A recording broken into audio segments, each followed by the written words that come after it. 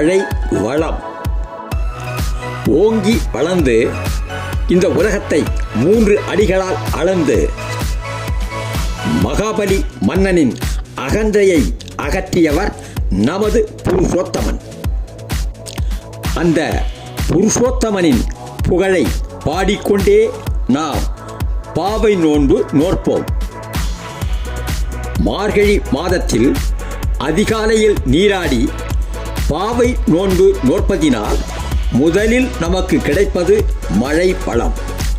மாதம் 3 முறை மழை பெய்யும். அதுவும் தேவையான இடத்தில் பெய்யும்.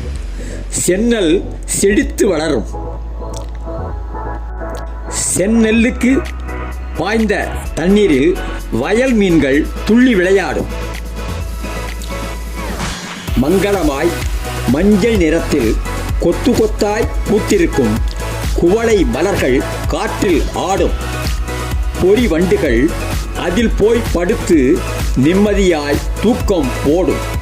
ஊட்டச்சத்து உணவுகளை உண்டு வாட்டமில்லாமல் வளர்ந்த பசுக்கள் நமக்கு குடம் குடமாய் பால் கொடுக்கும்.